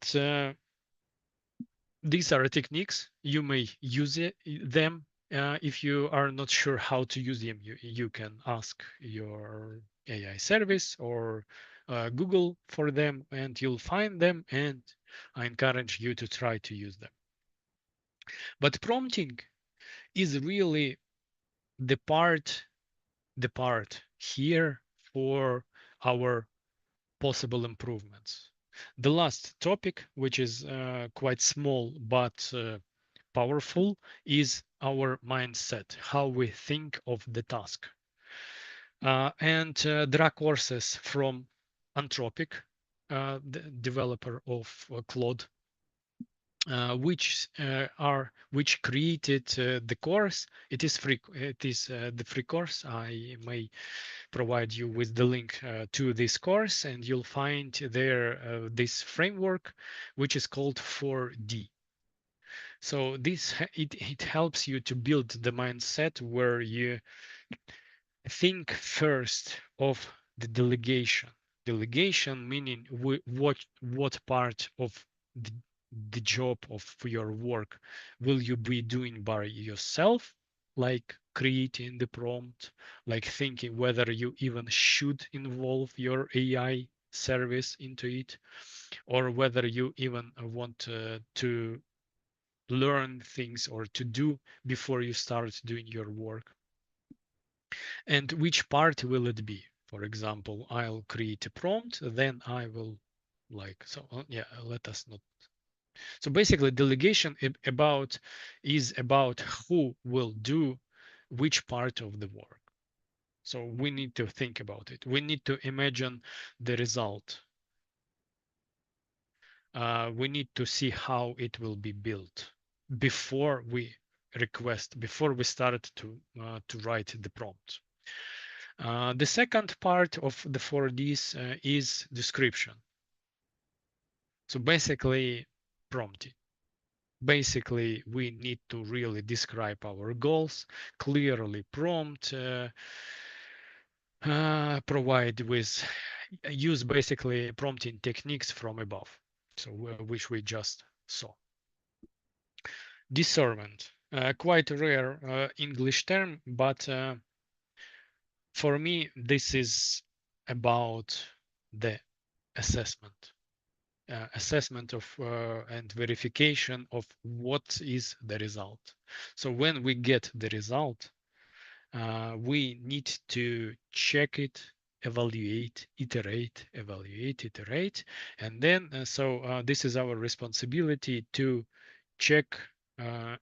So discernment is about checking what you received. And the last one is diligence.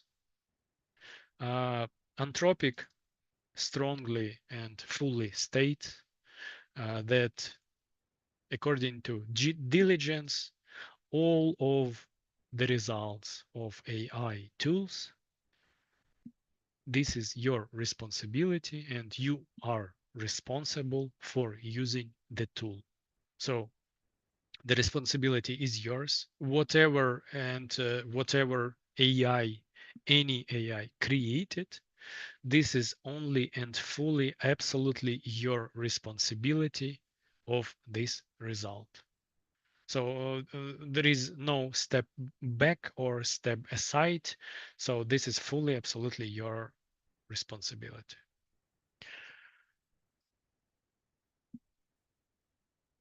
How we can apply this? So we have 10 minutes, but how we can apply delegation? Should I ask AI to do the task at all?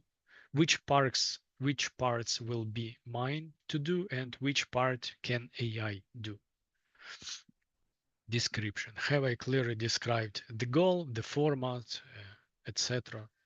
The constraints. We didn't speak about the constraints, but this is a good idea to provide constraints, so some things that AI should not touch or provide with the results. Discernment. Is the output accurate, useful, relevant, safe to use? And of course, diligent. Am I still accountable? Accountable means responsible. Yeah. For how this output is used, shared, etc., and acted upon. And the final word to summarize everything. So after this. After today, you will know how to improve yourself, not only with money and models, but also you can fine tune the existing service you use, because I saw that you're using these services a lot, and you know that what is prompting and what prompting techniques exist. You can master them, And you know that prompting and mindset, that these parts are for you to master in future, because future is already here and we are all using the AI. And I would I would finish on this slide, and I would like you to ask questions about everything which was told today.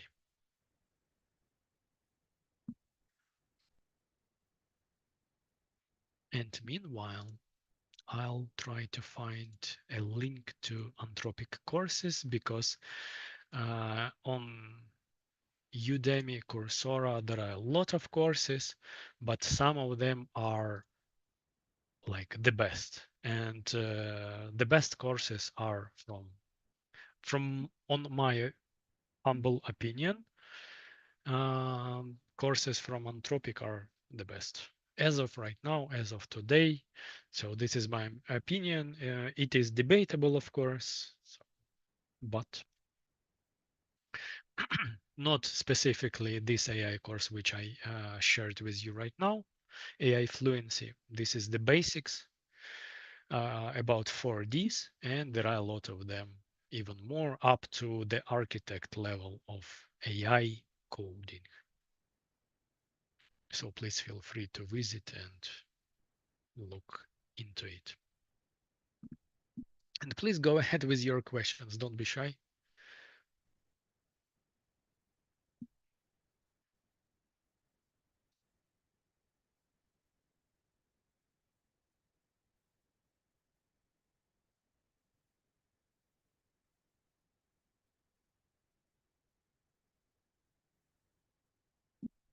No questions. Okay, everybody is tired. 2 hours in a row. I get it. I understand it. But yeah, Elena. I don't have any question, but I just wanted to say thank you for the interesting part of the lecture and showing how exactly all the AIs work. And honestly, I didn't know some of the AIs that were presented, never heard of them before, so that was really useful. Yeah, we're glad to hear such a beautiful level of English pronunciation. So it is always good to hear such. Yeah, and also I'm really glad that something was helpful today, and hopefully you'll know more and get better results.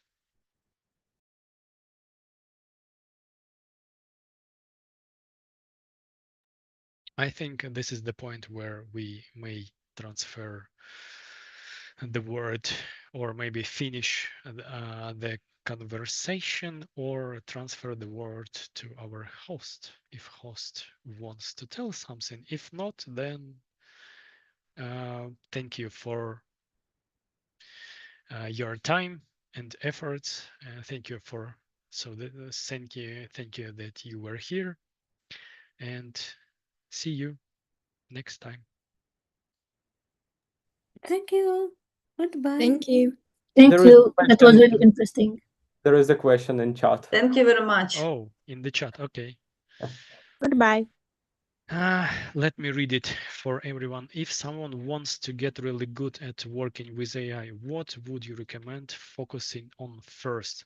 Prompting tools or mindset?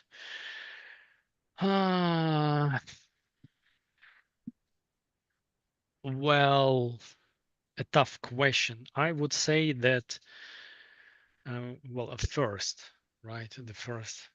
I don't know. I have never thought about what should be first, but Anthropic knows.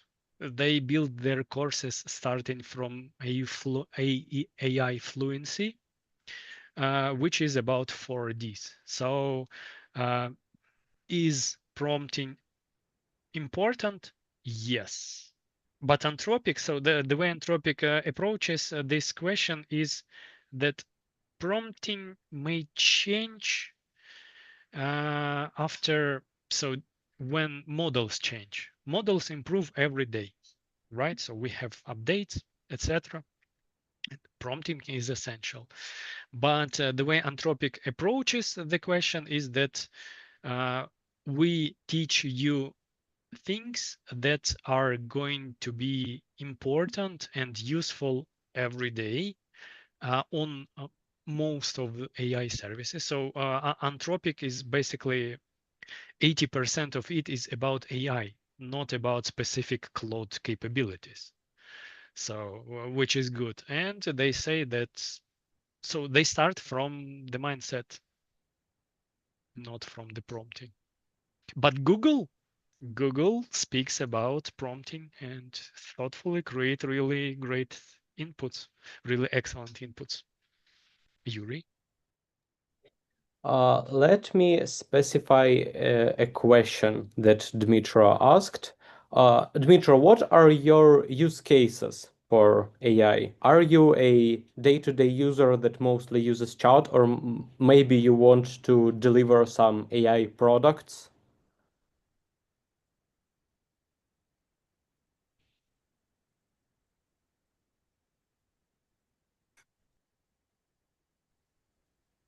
I think that we need to wait a little for the text chat answer.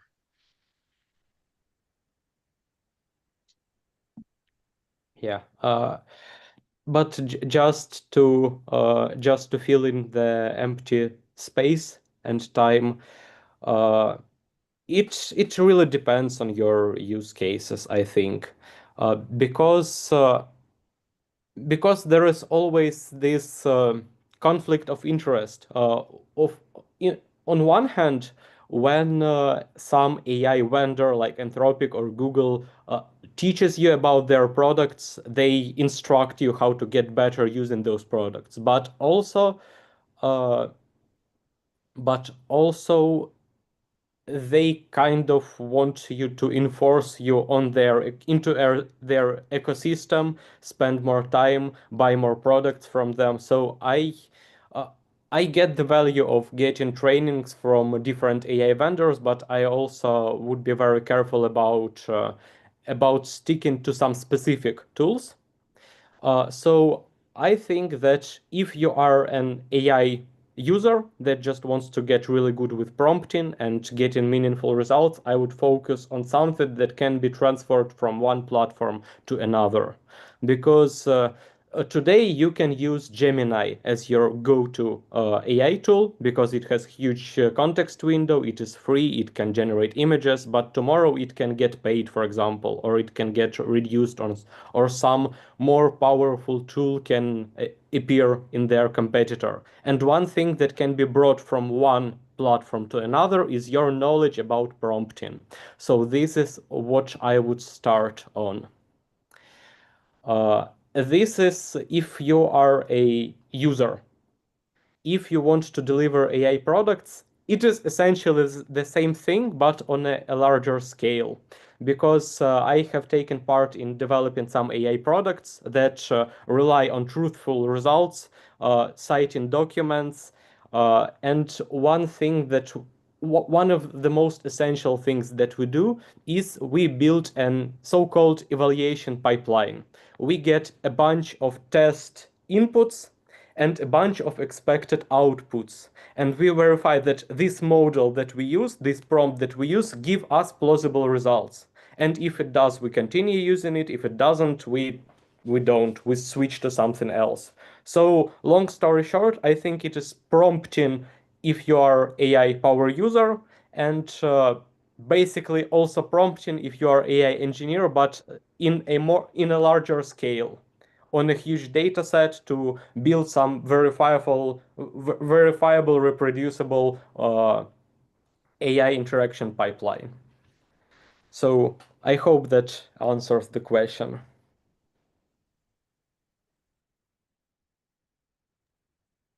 I may agree on that too.